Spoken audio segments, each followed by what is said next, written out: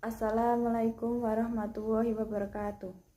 Alhamdulillahirabbil alamin wa bihi nasta'in wa ala umri dunya waddin wassalatu wassalamu ala asyrofil anbiya'i wal mursalin wa ala alihi washabihi ajmain amma ba'd. Yang saya hormati Bapak dosen Arif Casanuluna sebagai dosen pengamu hadis dakwah. Teman-teman saya BPIB kelas hadis dakwah. Puji syukur kita panjatkan kepada kehadirat Allah Subhanahu wa Ta'ala yang sudah memberikan rahmat dan hidayahnya kepada kita semua, sehingga pada kesempatan kali ini saya bisa menyampaikan materi dakwah yang bertema signifikasi berdakwah atau pentingnya melaksanakan dakwah. Saya Cita Asito NIM 3520007 akan membawakan materi signifikasi dakwah. Baik, langsung saja. Pada kesempatan kali ini saya akan membawakan tema yang berjudul signifikasi berdakwah. Apa sih pentingnya berdakwah? Mengapa dakwah harus dilakukan? Apa fungsi dakwah? Langsung saja. Seperti yang sudah dijelaskan pada hadis riwayat Al-Bukhari dari Nu'man bin Bashirah berkata bahwa Rasulullah SAW bersabda, Bismillahirrahmanirrahim, Masalul qaimi ala hududillahi wal waqi'i fiha kama sali qaumistahum ala safina fa asaba ba'duhum a'laha wa ba'duhum asfalaha fa kana alladhina fi asfaliha idastaqaw mil ma'imarru ala mang fauqahum faqalu law anna horokna fi nasibina horkon walam nu'di mang fauqona fa in yatsrukuhum wa ma aradu halakum jami'an wa in ahudu ala aidihim najaw wa najaw jami'an. Hadis riwayat Al-Bukhari. Artinya, perumpamaan orang yang melaksanakan perintah Allah dengan yang melanggarnya, seperti kaum yang sedang menaiki kapal dengan cara mengundi. Sebagian orang berada di bagian atas, sebagian lagi berada di bagian bawah. Orang-orang yang berada di bagian bawah, jika ingin mengambil air, mereka harus melewati orang-orang yang berada di bagian atas. Mereka, orang yang di bagian bawah, berkata, sebaiknya kita lubangi saja lambung kapal ini untuk mengambil air agar orang yang berada di bagian atas tidak terganggu oleh lalu lalang kita.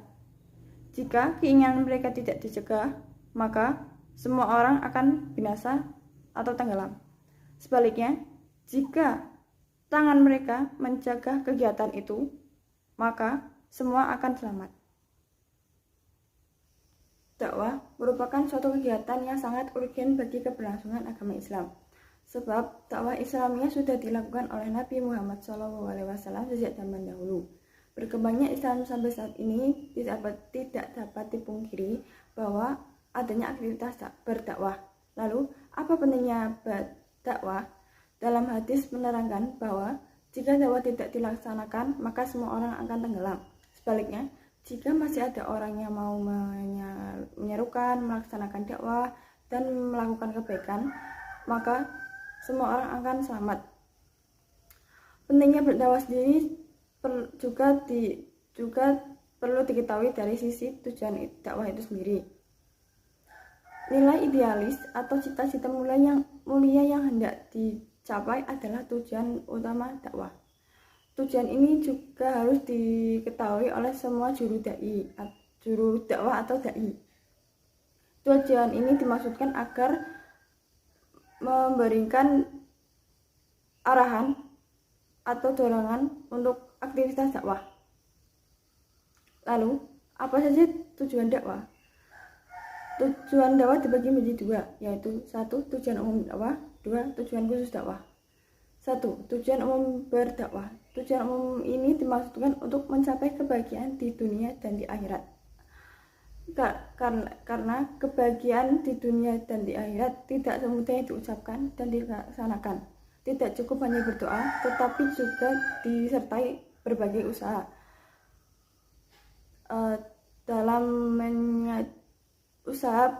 baik dalam mengajak atau menyeru umat manusia untuk menerima dan memeluk agama Islam, maupun dalam bentuk amar ma'ruf dan nahi munkar.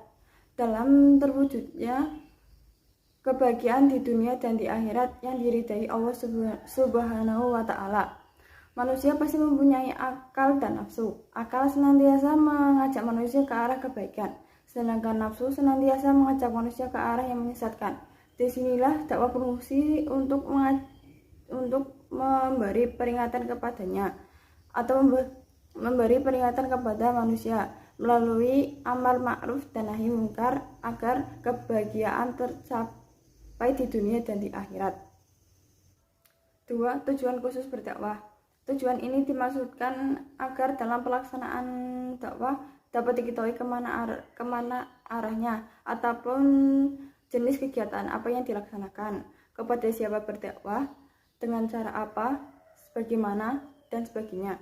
Tujuan khusus dakwah sebagai terjemah dari tujuan umum dakwah dapat disebutkan antara lain: 1.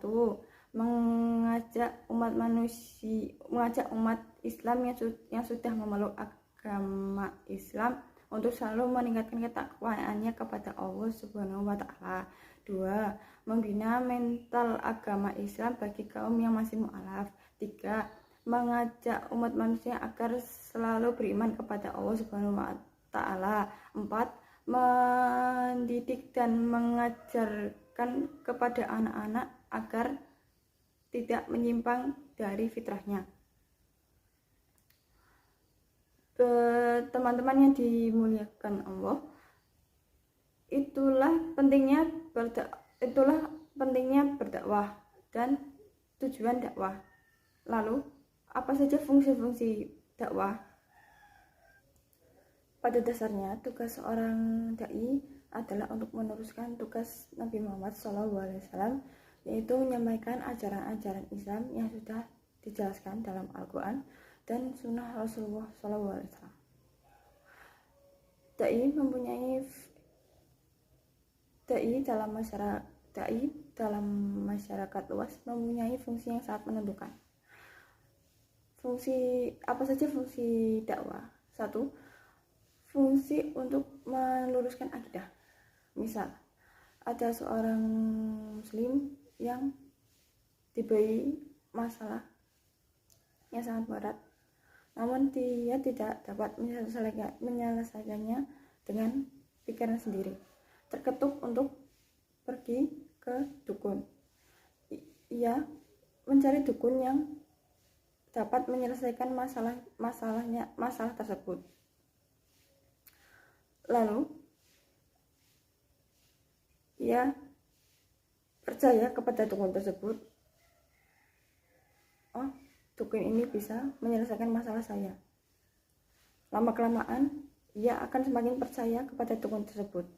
Lalu ia lupa akan akidah sendiri dan melanggar norma-norma agama dan akidah sendiri. Nah, dalam masalah masyarakat ini, fungsi dakwah ini berfungsi untuk meluruskan akidah masyarakat,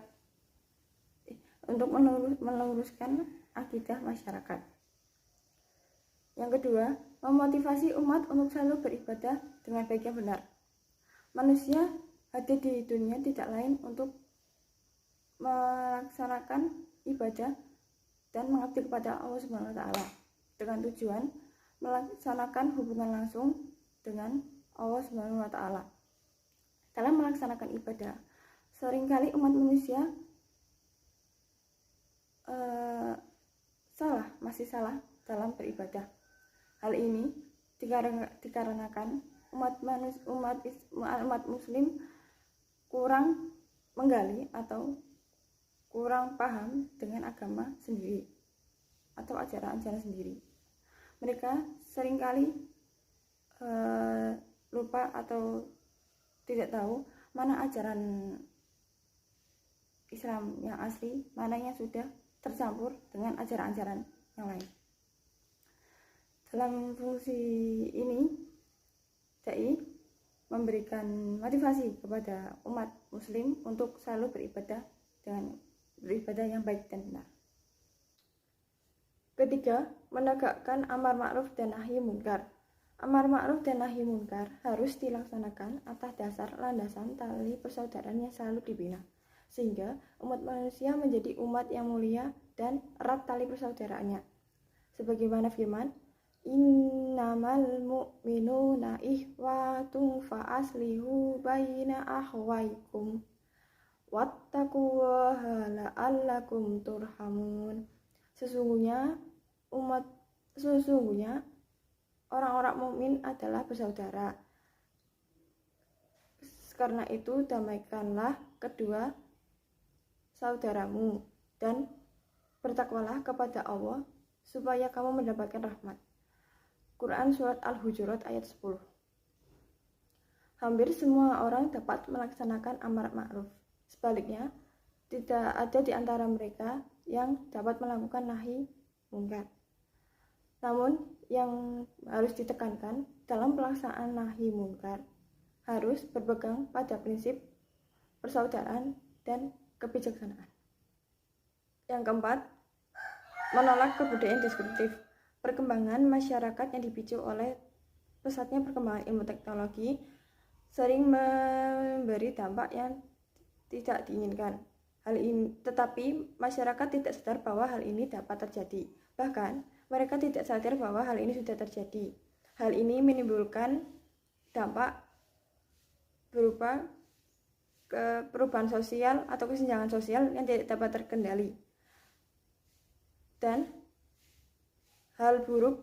bahkan hal buruk yang dapat terjadi adalah jika perubahan ini dapat menggeser moral masyarakat sehingga nilai-nilai luhur akan semakin dilupakan karena adanya berbagai budaya-budaya atau hal baru yang mempengaruhi masyarakat.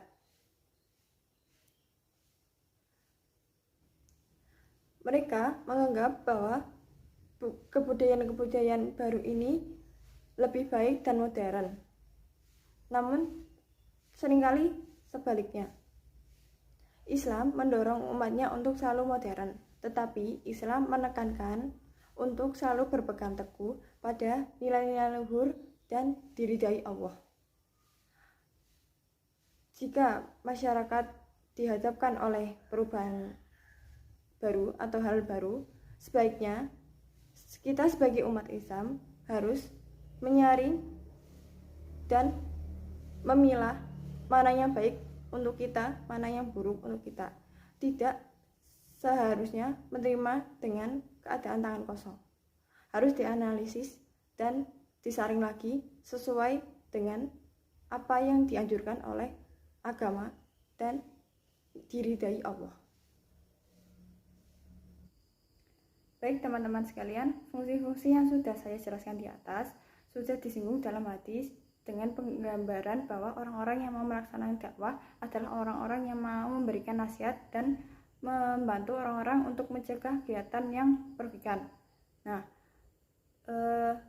inilah materi yang sudah saya sampaikan. Mohon maaf ya, kurang lebihnya mohon maaf. Wassalamualaikum warahmatullahi wabarakatuh.